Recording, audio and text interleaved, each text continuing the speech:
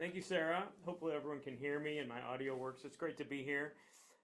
Great to see all these faces. I think I see some familiar faces from some classes that I am teaching right now. So it's great to see everyone. Couple disclaimers here. I have no idea of knowing what level everyone is. So I'm just going to kind of make it for everyone. I'm going to start pretty basic. I'm going to speak to the teachers and hopefully speak to the beginners. And then at the end, if we want to get a little bit more advanced with a couple people, feel free. This is awesome. Let's get started. I've been at Vandercook for 10 years now. This is my 10th year. And I can tell you from teaching beginners for 10 years, there is no better way to learn an instrument than to really have to teach it to people that have never played that instrument before. And if you're serious about it and you dig in and you do all kinds of analysis from different angles on that instrument, I find that I've become a better player in the last 10 years because of that. So I haven't taught a whole lot of 5th and 6th graders. The last couple of years I have, but that was when I was more in college. For the most part, I've been teaching secondaries, adult secondary beginners, undergrads, and master's folks. So I'm excited to get started tonight. The story behind the title is something I always kind of tell my students is when you're learning a new skill, the first thing you want to gain is consistency. Of course, there are many interpretations of any skill or anything you do on your instrument. In drumming, there are different kinds of rolls, different kinds of strokes, and how you interpret that should be in the context of the music. So by no means am I saying a flam is always the same and always interpreted the same, but that's a great starting point, that at any speed, at any dynamic, in any circumstance, your flams all sound the same. So the space, not necessarily the volume, but the interpretation of the flam to start should sound the same. And that's a big challenge that we'll find tonight from a technical standpoint. Okay. When I teach, I try to be as concise as possible. So I think I can't remember without clicking all the way through, I think there are 6 or 7 teaching tools that you can remember. And even if you're teaching yourself, you're not a teacher, this is teaching yourself as well, okay? First thing we're going to do is just define what a grace note and a primary note is. These are pretty standard in all the instruments. So if you can see up top there, I don't know if I'm pointing to it, how's that? The second figure there is what we call a flam. So it has a single grace note, the small note with a little line through it, and then the larger note is called a primary note. Flams are named according to the sticking of their primary note. So if I was to play that note with my left stick and then right stick, the right stick being the larger note of the primary note, that would be a right flam. Or opposite, small note on right hand, larger note, primary note on left hand, that's a left flam. Okay, so that's just something to remember as we move through tonight. Okay? Here's something that's very different about snare drumming and percussionists, that these ornaments are compositional tools to lengthen the note. So that's different than how they function on pitch instruments. These are all ornamentations, right? I can admit as we go too, Sarah, I'm that good. I'm multitasker that way. When we have grace notes on pitched instruments, they're ornamented with different pitches, maybe an upper neighbor, lower neighbor, some kind of trill. But in snare drumming, this is to create length, to make it longer. Okay, it's not necessarily an accent, and I want to get to that later by showing a couple solos and how they're notated differently. But sometimes it occurs or it is perceived as what we call an agogic accent. An agogic accent is an emphasis on a note because of its length. So like a series of notes and there's one long note and then a bunch of short notes. The long note would make it sound like it's accentuated or accented. But it's not really any louder, it's just being accented because of the length. So we're going to talk about that too. Just remember that these are ornaments of length, not volume necessarily. Okay? Okay, so another thing is they should be far enough from the primary note so they can be heard, but not so far that they're perceived as a rhythm. Okay? Because if they're a rhythm, they're not doing their compositional duties of lengthening a note. I'm going to toggle between...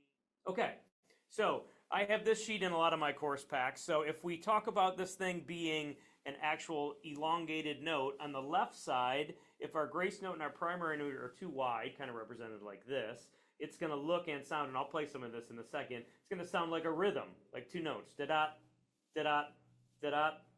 But right in the center is where we want to be, and I like to use the word chut, C-H-U-T. My wife is a speech language pathologist, so we discuss this. CH is a little bit of air and T is an articulation.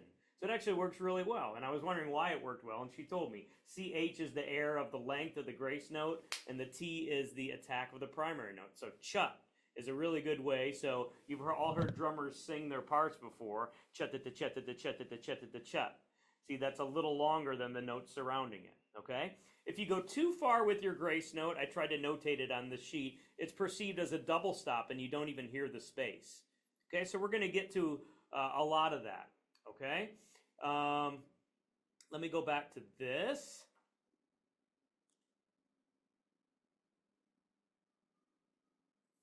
Cool. This is one other thing.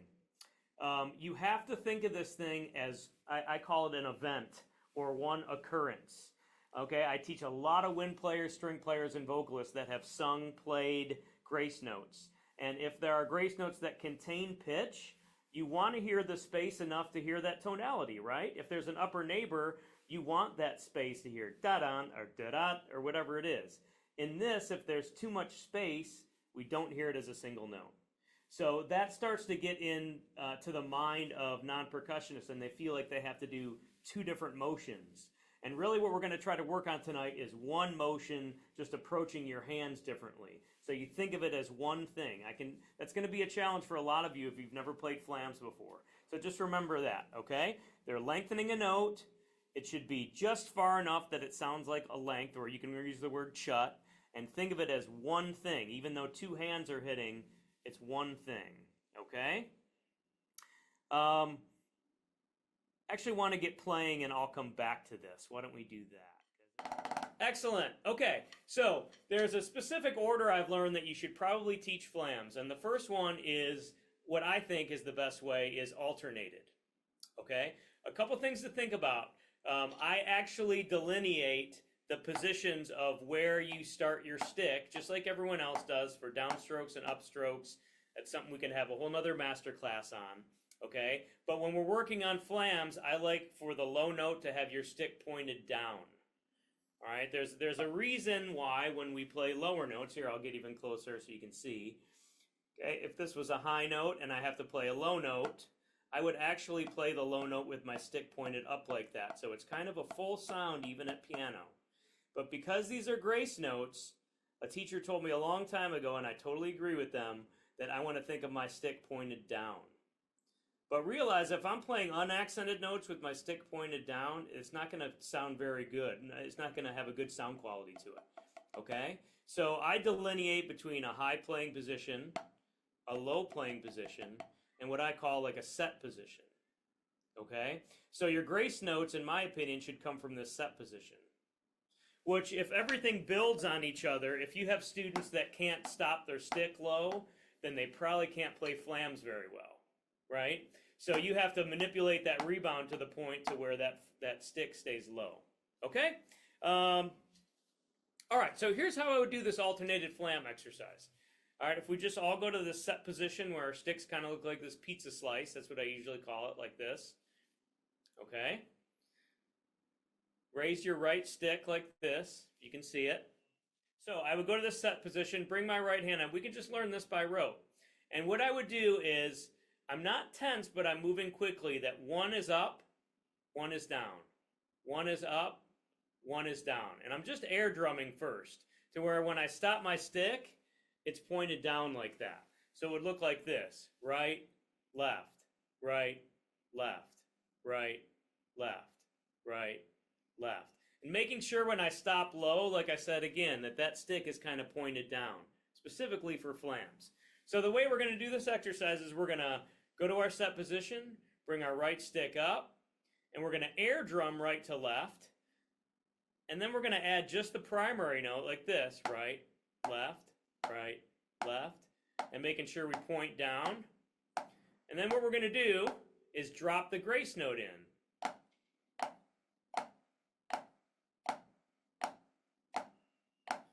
So again, it would be this. Let's air drum 4, play 4 primary notes and 4 flams, like this. 1, 2, ready, go. Air drum, left, primary note, flam. Okay? So if you don't know, if you can't see what I'm doing, the flam looks like this.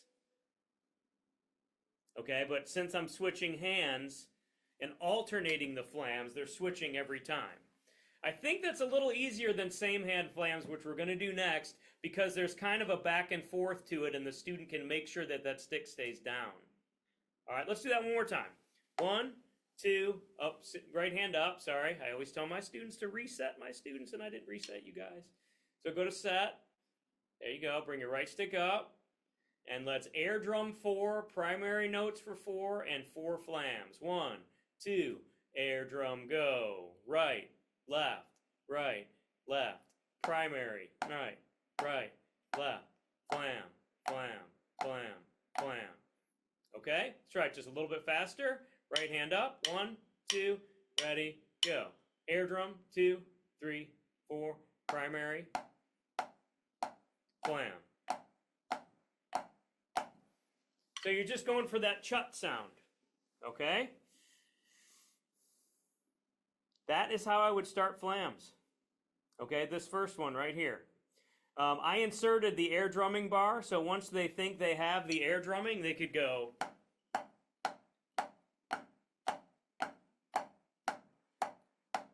Again, I'm not tight. I'm just making sure my stick is starting low. All right? Now, the second way you can learn flams is by keeping them on the same hand, which in some ways is easy, in some ways is harder. Okay? The best way I could come up to notate this next one was all grace notes. So let me explain this. This is the one that says same hand flams here. Okay? It's grace notes, and then flams, and then grace notes, and then flams, and then primary notes, and then flams, and then primary notes and flams. So you're kind of coming at the flam in 2 different directions, okay? So it kind of looks and sounds like this, where I'm going to start in that flam ready position. And let me do this. I brought another hard-sided pad. Maybe you can hear it a little better. So it sounds like this.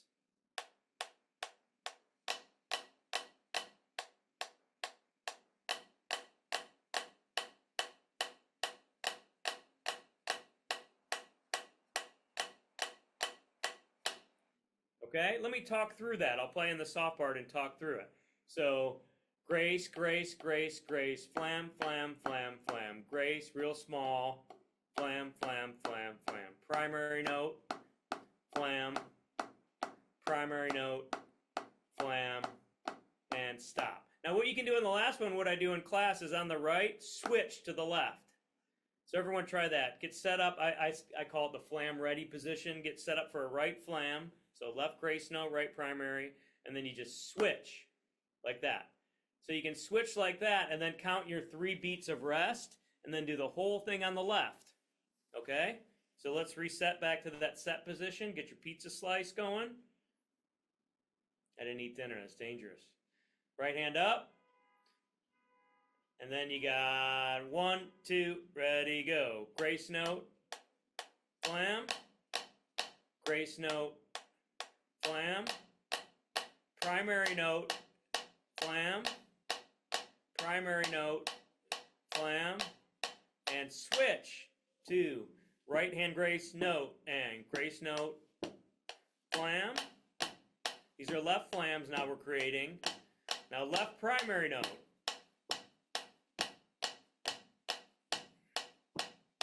We're going to switch, go up a little bit, ready, go, grace note,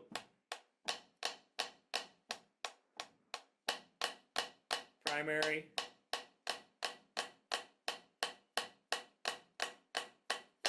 good. I see a couple youngsters on here. Thanks for being here. Make sure with that grace note hand that is pointed down. I'm talking to you, Nikki, okay? So grace note down when you're doing this. See how it's pointed down? Yeah? Okay, let's try that one more time. Ready? 1 and 2 and ready and go. And grace note, flam, grace note, flam, primary note, flam, primary note, flam, and switch. Now, right hand grace notes. Grace note, flam, grace note, flam, primary note, flam, primary note, flam. You can switch again and repeat, okay?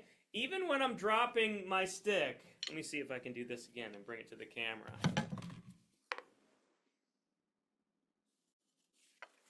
This is the surface, and my stick is like this.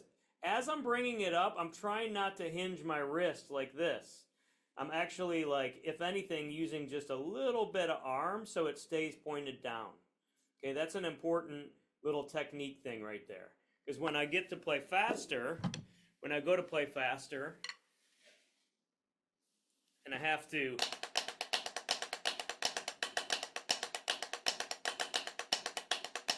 all those are little points that I'm thinking of. Just because of that teacher I had a long time ago say, every time you get to a flam, point your stick, kid. It helped me a lot, okay? Cool. Let me go back to my list real quick. Okay, so this has to do with velocity. So what we were just doing with a grace note and a primary note, think about that your sticks are in a race, okay? And they're started like this. If I drop them at the same speed, that grace note stick is going to win by a lot. Okay, so it's going to sound like this. Ga-gonk, ga-gonk, ga-gonk, which definitely is on that side of a rhythm, right? So I need to speed up this stick to where it almost catches up. So I need a lot of pop in my wrist when I pop that primary note so it gets it almost catches up, but it doesn't. Okay, so I'll demonstrate that. So if I'm playing a flam and I don't use enough velocity in my primary note, you hear that? Now I'm going to increase the velocity a little bit. That's that chut sound. Now I'm going to increase the velocity more. Here it's a double stop. Now I'm going to take my right hand and decrease the velocity a little bit. Here it's a chut. Now I'm going to slow my right hand down even more. Here it's a rhythm again. Okay? For you teachers out there, I tell our Vandercook kids this. It's a great skill to be able to play incorrectly really well. Right? In order to model things. So taking something like grace notes and starting, there's even an exercise where if you can listen, use your ears for a second, the grace note starts on one side of the primary note, moves to the other side of the primary note, and comes all the way back. So it's like this.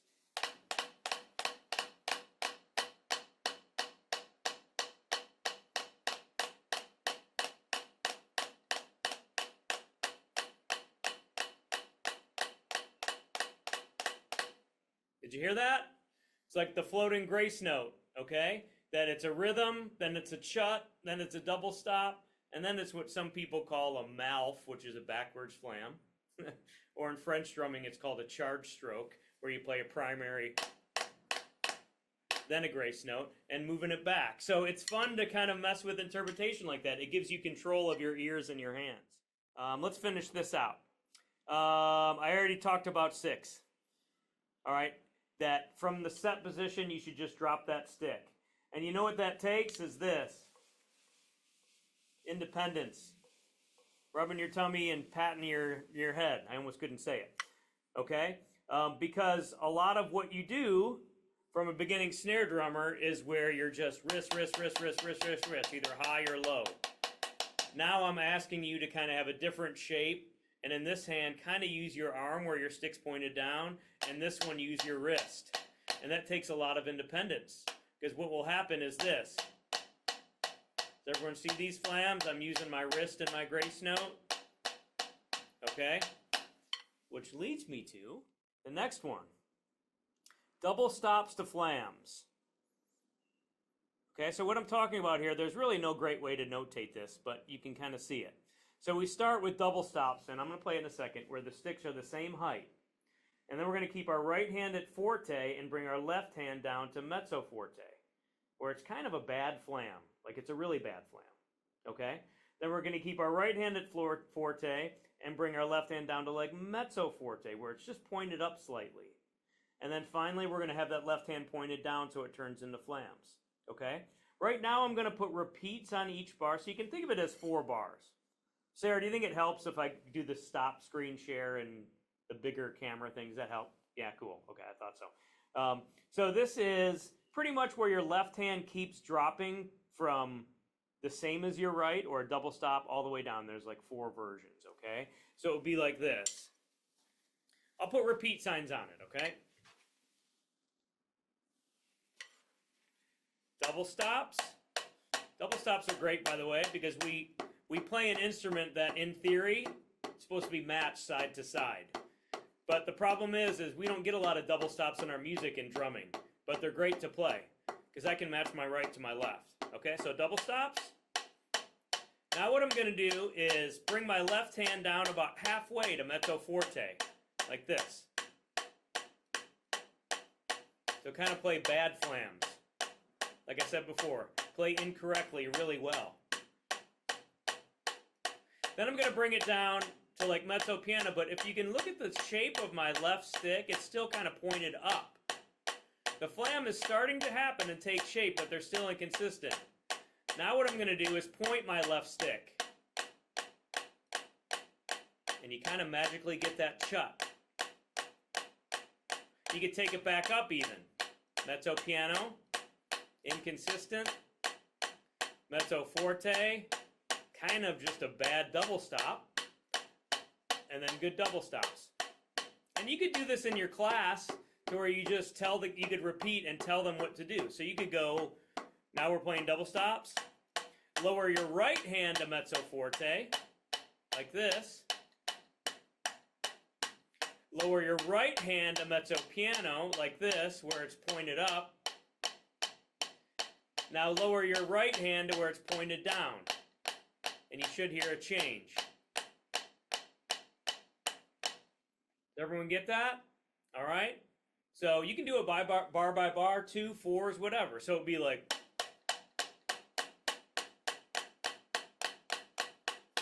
two, ready, go.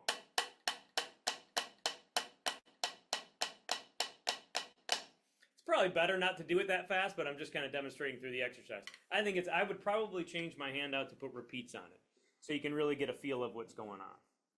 Okay, let's keep moving then. The last step, as I wrote here, 3 steps to learning flams. If you look at number 7 here, alternated we did, same hand we did. Now in context, this is the hardest one. So maybe you could do the one where you're alternating and you're getting good chuts because it's back and forth, or maybe you can do it where you're concentrating because it's all in the same hand. But now we're mixing it with different kinds of notes. Okay? So if you look at this exercise, accent to flam. So what I'm doing is I have an accent pattern in the first bar. Then the second measure, I'm turning an accent into a flam. This is a really, really common teaching tool. All right, to take an accent pattern and sometimes we say flam it, flam the accents. Okay? So can you see what the accent pattern is? It's just moving across the across the grouping of 4 notes. Okay, so I'm going to play this really slow so you get an idea. All right? I'll do it with the music up first. So if these are our 8th notes, we're alternating down here.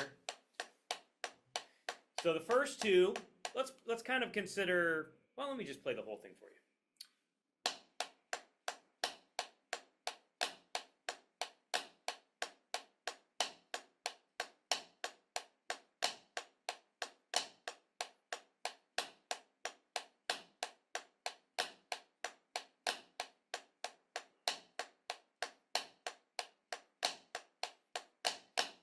Does everyone get that? This is the one that I always hear.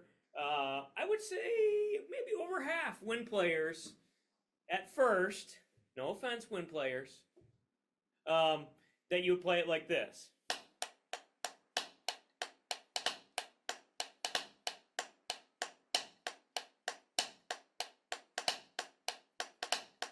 Because that's the way you're used to playing grace notes, right? If they contain pitch, we want to hear that space. Okay? But remember, these are just ways to lengthen notes, so we want that shut. Okay? So let's put a repeat sign on every pair of measures. So let's do this. And repeat those two.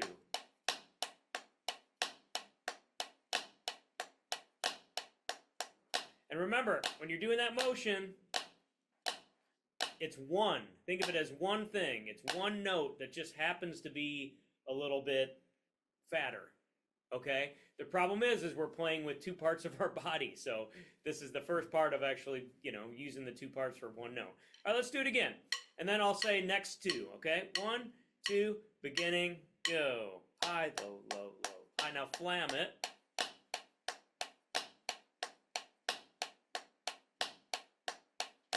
Do those two again.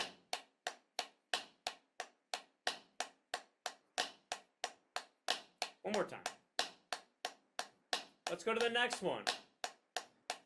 Move the accent.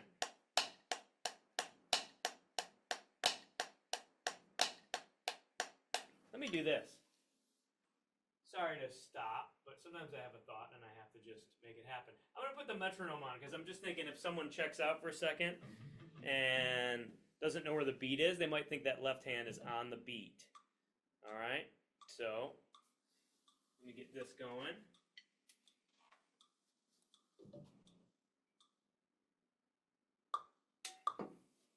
Everyone hear that click? All right, so let's start from measure 3, where it's on the and of 1 and the and of 3, and we're going to kind of put a repeat sign on those. So like this.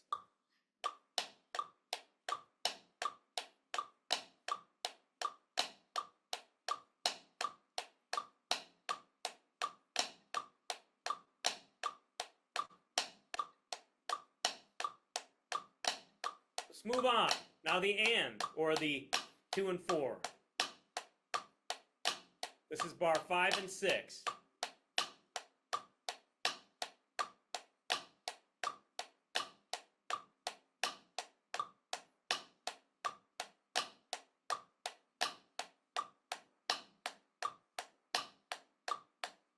Moving on.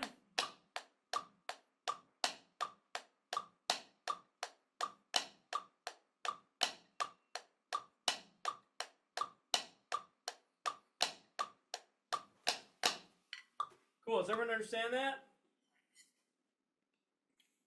I love that kind of the only first two windows are these first beginners. I love it because I can see everything you guys are doing. No offense, I'm so glad you're here. But make sure those notes are really low. See all these unaccented notes? All right, you got to keep those low, like an inch off the pad, okay? I'm going to scroll to some adults that are drumming. Keep the cameras on. Cool. The next one is kind of where it's in context, but they happen more frequent. All right, you could certainly do this exercise to where you were playing just accents. And maybe we try that once. Okay, so let's look at this flams down and up. And you can see that it's 1 and 2 and 3 and 4 and 1 and 2 and 3 and 4 and 1 and 2 and 3 and 4 and 1 and 2 and 3 and 4 and 1. I call that counting with accents. So that's a great thing to do with drummers. Count with accents. And yes, the first time you do it, you'll have some kids screaming the accents. You have to say, you don't have to scream them. They're just a little louder. Okay? So let's just do accents first on flams down up. 1, 2, ready, go.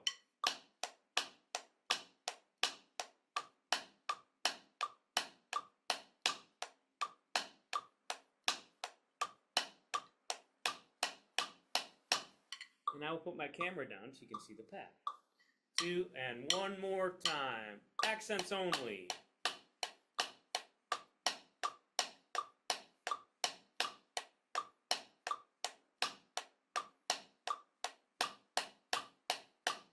Now I add flams. 1, 2, ready, go.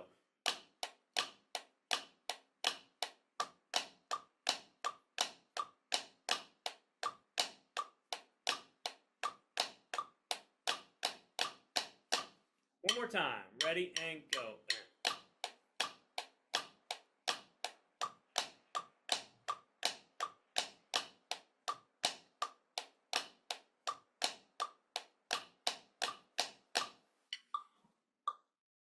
Back to this page. We just did all of these. All right. I'm going to show you a little bit more of what letter C looks like in context from some different books and from some materials I've gotten through the years. But those first two are really the best way to introduce flams. And they each have a kind of a separate step to them. And just take your time. You know, you're not going to be able to play them in context before you can play them by themselves. And putting them in context is a very different feeling. And the best way to do that is just take an accent pattern and turn them into flams. Okay? Which I believe is our next. So this is a lot of you maybe have heard of Mitchell Peters. He wrote a lot of great beginning solos and a lot of great beginning books. Still one of my favorites. Like way into the time of the internet, he still didn't have a website and you had to mail him your check. I love it. So if you take a page like this, it's kind of like the exercises we were doing. And you just take an accent pattern and then you flam it. One of the things about percussion notation that I always say is that the primary thing has got to be clarity. There's so much going on. There's stickings, there's ornaments, there's sometimes different note heads and things like that. I just ask for the clearest possible page I can get, and then I'll mark it up as I go. So usually composers write too little, too much, or the wrong thing. So you have to kind of mark it up yourself, okay? So I think it's sometimes easier to take an accent page like this and just turn them all into flams rather than looking at like a flam page like this for a beginner. That's pretty overwhelming at first, okay? So let's take, let's see. It's kind of cut off a little bit because it's an old handwritten book, but upper left is 17. So that first one, let's do that first one. All right, it's got repeat signs. So counting it with accents would be 1 and 2 and 3 and 4 and 1 and 2 and 3 and 4. Let's play it once through accents, second time through flam the accents. Accents, then flams. Accents, then flams, okay? We'll just do this for a couple of them. Kind of the same tempo. 1, 2, ready, go. Now flams.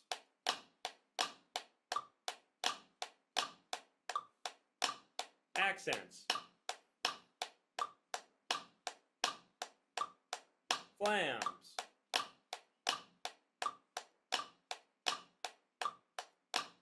And stop. Let's go to 20. This one right here. So we get a left hand there. Okay? 1, 2, accents, go.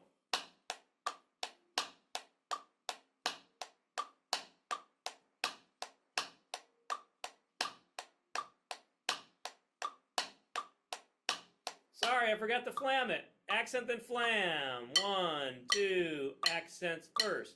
Accents.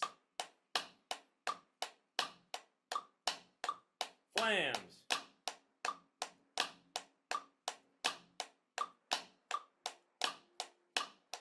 Accents.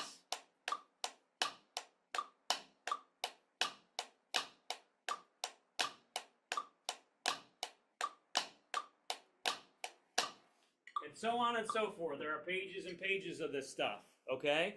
And I think that is the best way to read it at first, okay? And of course, if you're ready, you know, you could start playing these more in cut time.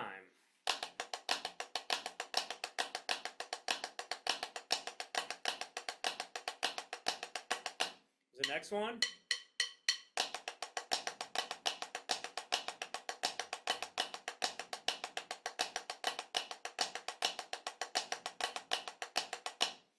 All right, but you can't get there until you think about it as one thing. Because think about all the gobbledygook, that's a word, that it would sound like if you were thinking of it as a rhythm, right?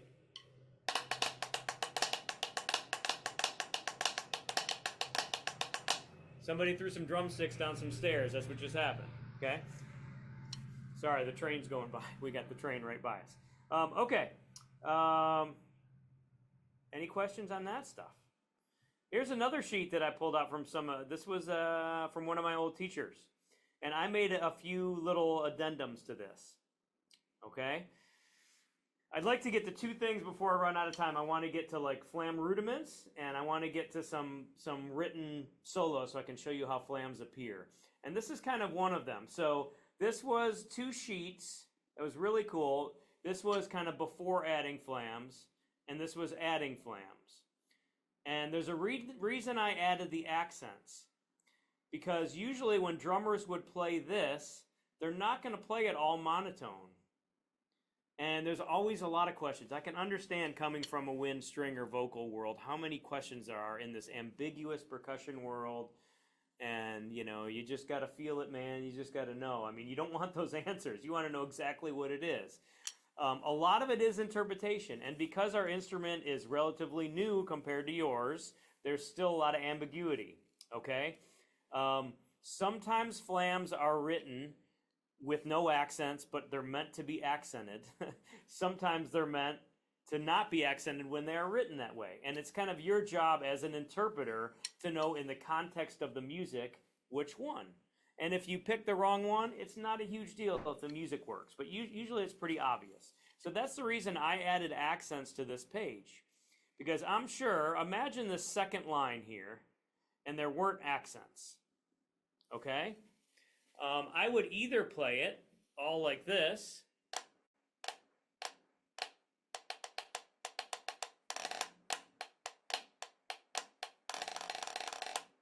or what would be the alternative, I guess, like,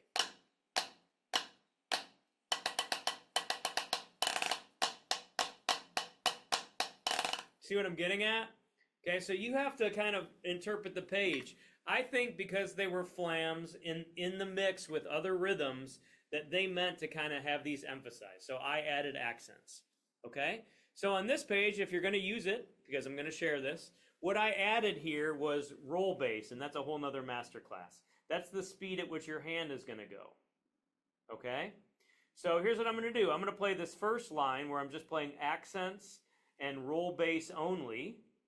And then I'm going to scroll down and play it with Flams and rolls. Okay? So.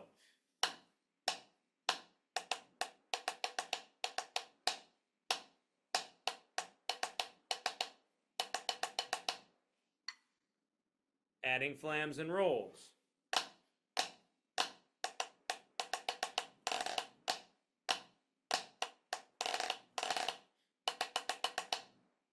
Everyone see that? Okay? And these two pages are like that. You can just print them out and set them side by side. It's kind of the same idea as what I did on this page, except it's in the context of different rhythms and you have some rolls in there. Okay? All right, I want to show you a couple Flam etudes to show you what I'm talking about. So look at this page. First of all, I do not prefer, and just me, sorry to whoever this is in this old book, but do you see that this is not necessarily clarity when I look at the page? Okay, I really don't prefer that. If you can't, I'm going to sound like a smart aleck. If you can't crack the code that if it's a right Flam, the left is a grace note, then you have to go back to practice Flams. You know what I mean? If it says R, the little one's an L. You know what I mean? Okay, so, and if we're talking about clarity, this, for me, it would be better if this just said right, left, and I use my eyes to see the grace notes. Okay, a double grace note, like with the same hand, isn't really a thing. So, yeah, I think clarity in that instance. Oh, and they get rid of the sticking on a couple, which is even nicer. But, so on this even, like, would I play these accented or would I play them all the same? It kind of depends. If I wanted to play this all at piano, that certainly would be a great exercise. But if I said I wanted to play it all at forte, would this left hand right here be forte as well? And would that make sense? You know what I mean? To go... It could, but I could also interpret this page as...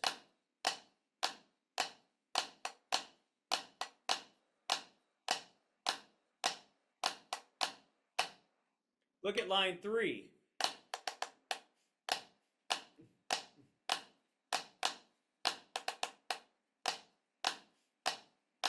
Or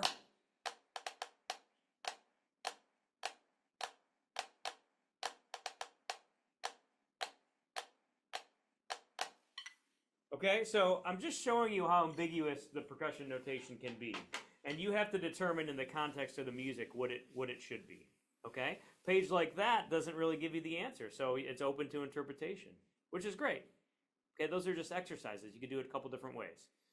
Okay? Look at this exercise. Same way.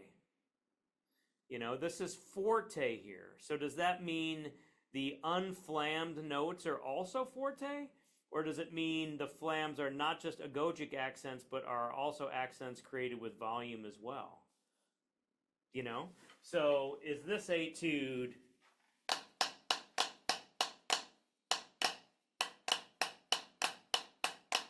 or is it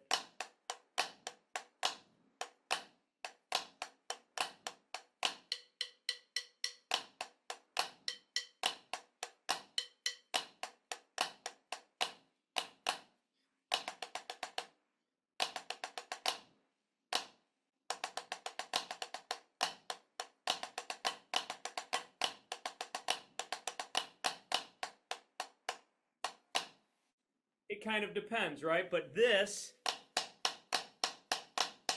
doesn't show up as much, okay? So I would probably, if I was in an audition and they gave me this to read, I would probably accent the flam just as a choice, okay? Especially since it says forte. It gives me a dynamic. All right, so this is just another interpretive thing. Let me show you another one. So this is out of the famous book, Stick Control. And if you're young and you're looking at these Fs and circle Fs, can get really confusing. So this was something George Lawrence Stone used in both this and Accents and Rebounds. I don't know if Accents and Rebounds has flams in it, but anyway. John Pratt used them in the Pratt books. So a circle means it's a left flam, circle F, left flam, non-circled F, right flam. Again, I think it's harder in the end than just putting in R, okay? But George Lawrence Stone was an amazing pedagogue, so he could probably convince me otherwise. Okay? So something like this. When I first learned this with my teachers, he said, okay, here's the first line. He didn't say, here's the first line, or here's the first line. Okay, we just kind of interpret it as the flams are accented.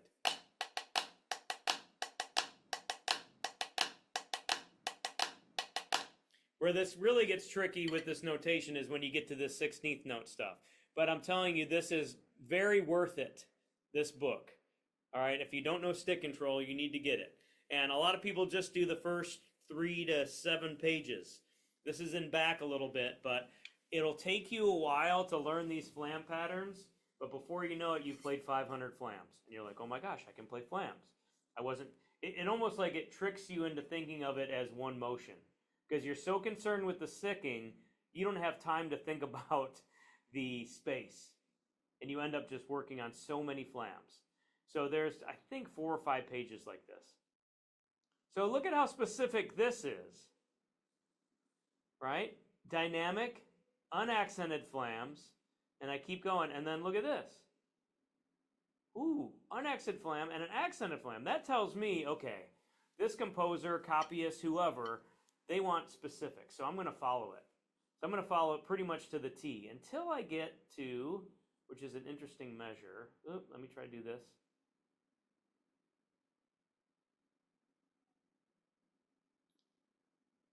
This measure. Oh my gosh, come on, Yakas. Right there. We're at fortissimo, and look at this measure. So does that mean it's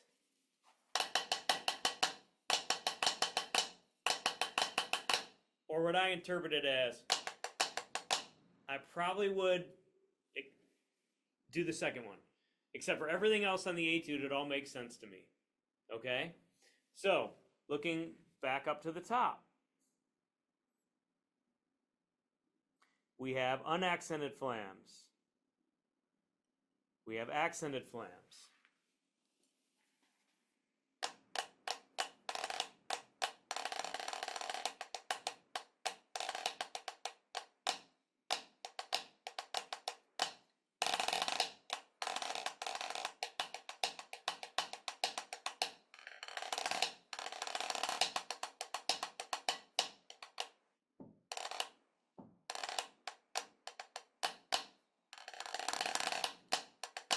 Okay, that's all phrasing. That has to do with I mean, those accents are the melody at that point. That's what I say a lot on drumming. These accents here, that's the melody. If we don't hear those accents, you're not playing the melody.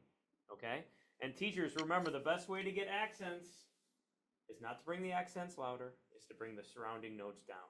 As soon as you tell a kid to bring out the accents, they're going to start pounding the accents. So bring the surrounding notes down. Okay? Here's another example. We're at forte. There are unaccented flams. There's an accented tap passage here, but then there's accented flams here. So you get to kind of decide.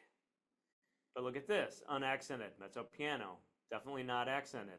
Does everyone start to see what you have to decide here? Okay. Another one, accented flams. We're at forte. So it's kind of like you take the dynamic, you look at the notation, and you decide. We're at forte here. These are going to pop out. Maybe I don't accent these because he just accented things at forte. I think he really means these to be unaccented. Okay?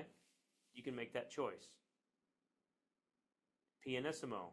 Accented, yes, but another great teacher of mine said the accent is the dynamic level. So if I'm at C and I play these accents higher than pianissimo, I'm not at pianissimo anymore. See what I'm saying? So what do my surrounding notes have to be? Pianissimo, right? 3 P's. Really soft. Oh, we got a couple? Let's take a couple, Sarah. What do we got here? Absolutely. I just wanted clarification. The composer's name of the book, that was Michael Mitchell Peters. Yeah, Mitchell Peters. Yeah, I guess I should give props to everywhere. Oh, I don't have them all. I think this is an old Goldenberg book. This is George Lawrence Stone. This is Rick Mattingly. You got all this? And this is Kenan Wiley, a good friend of mine that teaches in Texas. He's got his own publishing company, one of the best percussion teachers I know. And Will Cooley's another friend of mine in Indiana. All right. Just don't contact them so they can sue me. All right. Let's take some questions. I did see one question in the chat earlier. Matthew Hinkle asks, when the flams start happening between the odd groupings, do you have any suggestions on how to keep the stickings straight? I keep mixing my hands up. Yeah, that's really common. So, everyone see me? That really gets back to the idea is if you're thinking of it as one thing. I'm thinking of this as a right. I'm not thinking of it as a left-right. I'm thinking of it as a right flam. Think a big R in your brain. Okay? So take like triplet patterns, which this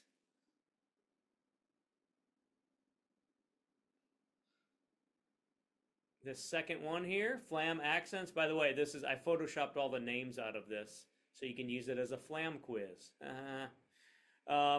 The second one is called flam accent. Originally flam accent number 2, but it became just flam accent. Okay, so what I would do, because that's the first one that switches hands, I would play that, just accents first. And then practice just sneaking that left hand in, but still think of it as one thing.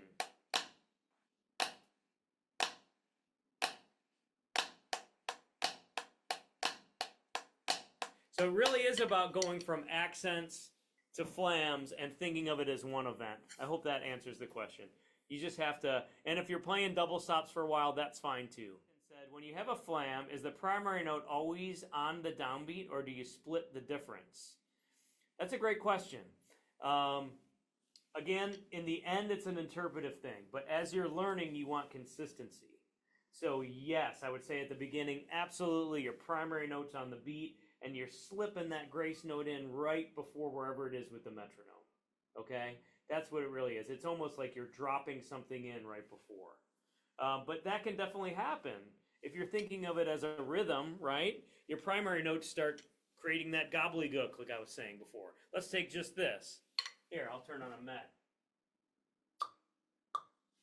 if I do this.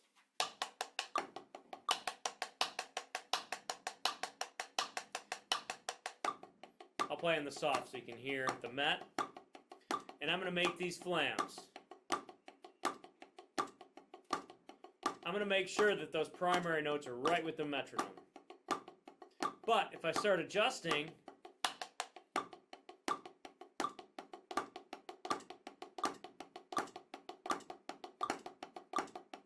here my primary note is not with the metronome anymore. Okay, so I would say dead center, and you're just learning how to drop that thing a millisecond in.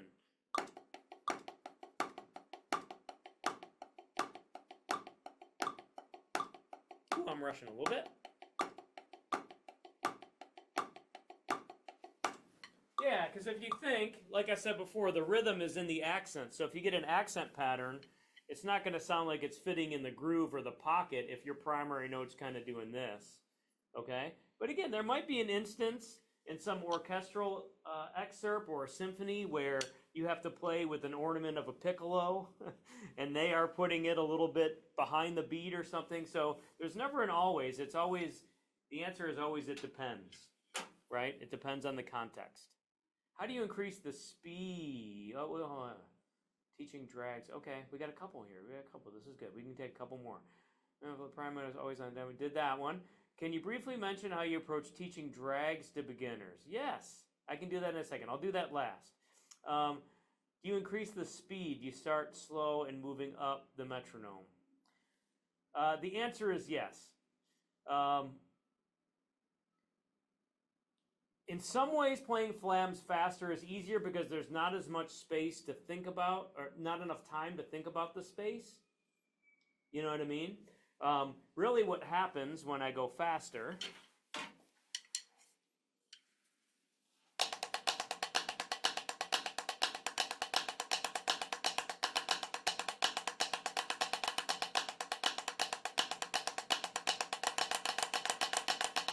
there's all kinds of different things you can do, okay? So I'm dropping in with little finger strokes. As it gets faster, if I don't know how to use my fingers and have that controlled drop of the grace note,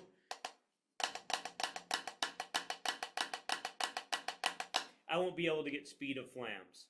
And again, I hate to say the same thing, but unless you think of it as one event, your brain's always thinking da-da, da-da, da-da, da-da, da-da, da-da, da-da, da, instead of chut, da-da, chut, da-da, chut, da-da, chut, da-da, chut, da-da, chut, one thing, you know? It's just muscle memory and a little bit of finger dexterity. That's really what's going on. So the answer is yes. I have a phrase, and I gotta find a way better. I gotta find a better way to say it. But a lot of times in drumming, it's like learning how to bounce a basketball. All right, imagine someone gives you a basketball and says, "Okay, try to bounce this, but I want the ball to hit like this." That's going to be pretty hard, right? So it has to be fast enough where you can kind of use rebound and fluidity, but slow enough that your brain can kind of know what's going on. You see what I mean? So I think if you try to play flams really slow, that's really hard. There's no momentum to it. And that's where the same hand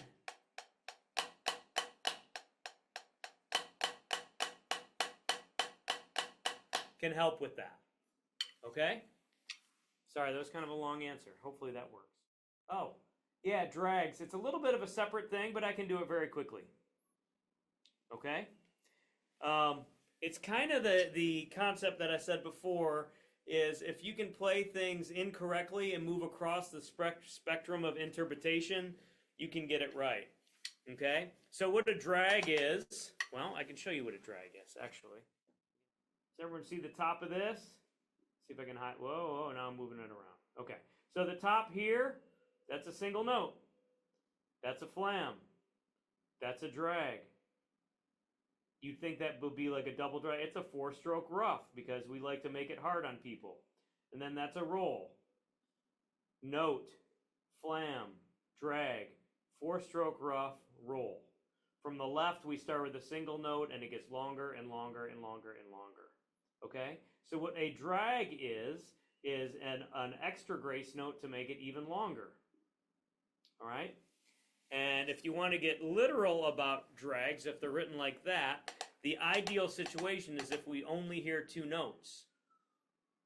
So one thing I have my students do is we play flams, and then after they learn how to buzz their stick, we buzz their grace note,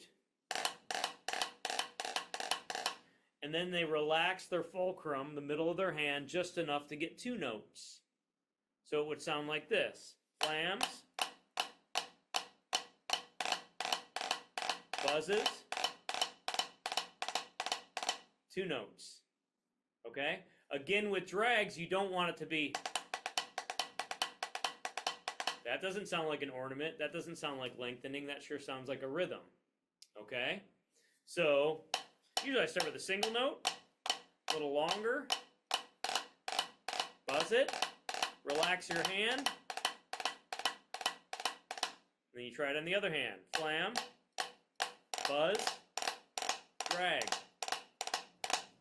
All right, that could be a whole nother masterclass on drags. Talk about rudiments. Okay. We need to change the name of rudiments, because the name of rudiment means it's very foundational and simple and easy. These are not. Okay? You know when they were easy? When all percussionists did were play rudimental drumming. That's when they were easy. You know, when what it meant to be a percussionist was just learn, like in an educational situation, all you did is play rudiments. Then they were easy because it was drilled into you. But if you think these are easy, then you haven't tried the easy flam exercises that we just did in the rest of the session. So all the rudiments, not just flam rudiments, but drag rudiments, roll rudiments, there should be a whole nother set of pre-rudiments, and that's kind of how I have a lot of my educational materials laid out, that builds the skills up to the rudiment. Okay?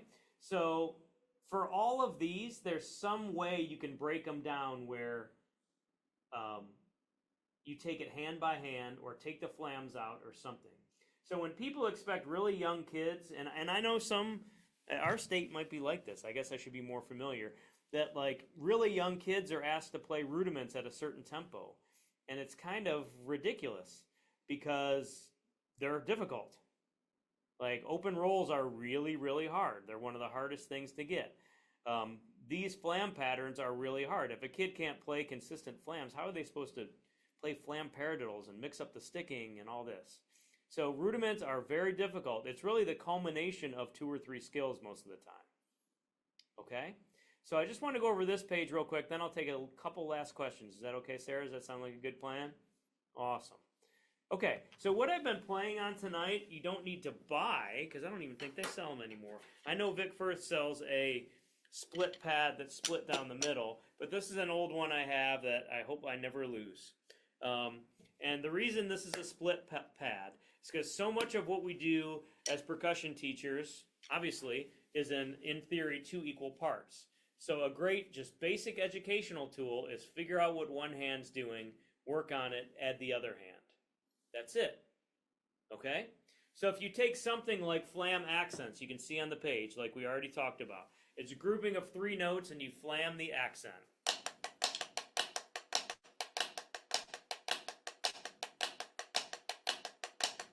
So it's like basin, 3 groupings or triplets.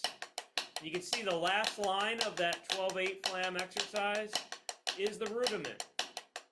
But here's the cool thing about the split pad. Listen.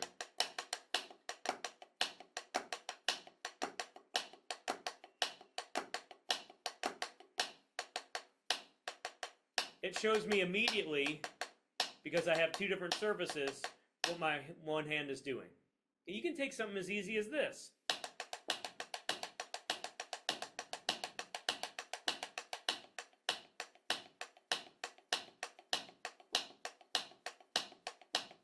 You can take this, paradiddle left, paradiddle left, paradiddle left, paradiddle left.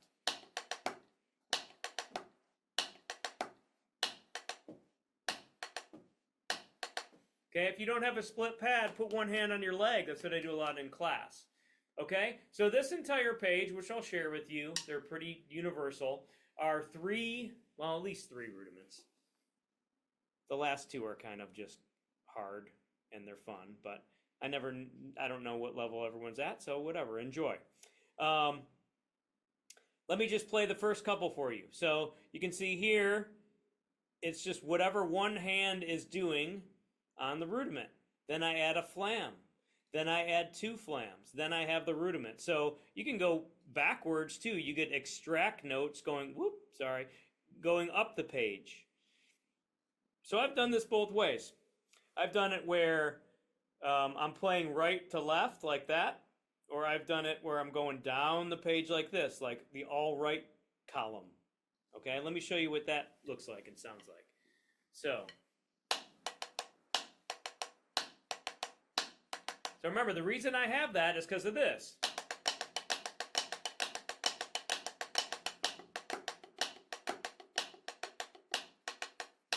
What one hand is doing. And let's say you're teaching real younger kids, then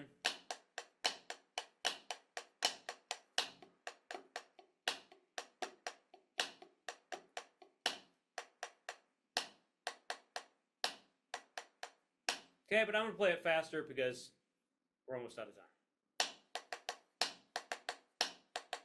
Now I'm going to make the first accent a flam.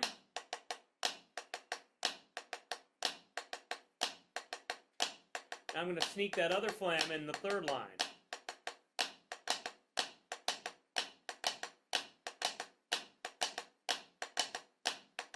Now the rudiment. You do the same with my left hand.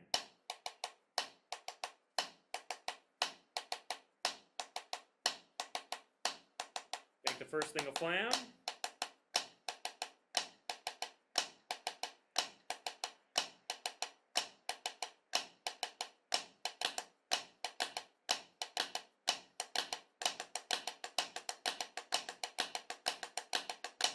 Okay, that's the concept.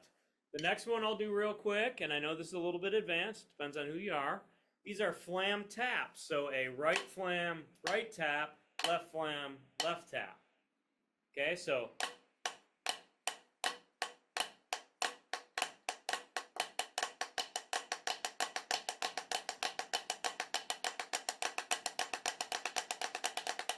okay, so you've probably heard them in solos.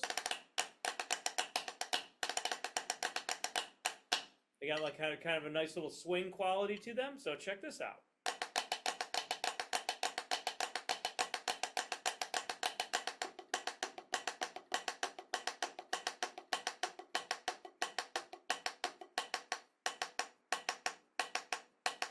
That's the first line. Now if I move down the column, I'm going to make that first one a flam.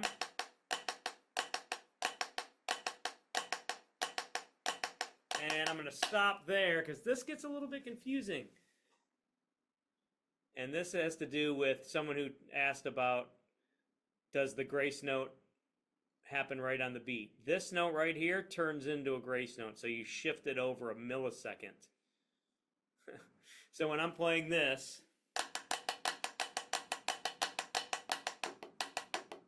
that last note of that 3, 1, 2, 3, turns into the grace note of my left flam. You got to kind of shift everything over. Okay? So there are tons of exercises like this. The lesson there is that rudiments are really difficult, but as long as you understand how to break them down, don't write it out in 16th notes. Write it out in 2 8th notes and a quarter note. Shut, dot, dot, dot, dot, dot, shut, dot, dot, shut, dot, dot, shut, dot, chop, shut, dot, chop. Then they can learn flam taps that way. Okay? This is so educational. Thank you so very much, everyone. We really appreciate your joining us this evening. If you have any questions or about Vandercook, any other percussion questions, or perhaps would like to even set up a lesson with Dr. Yakas, I put his email address in our chat for one and all. We really appreciate you all joining us this evening.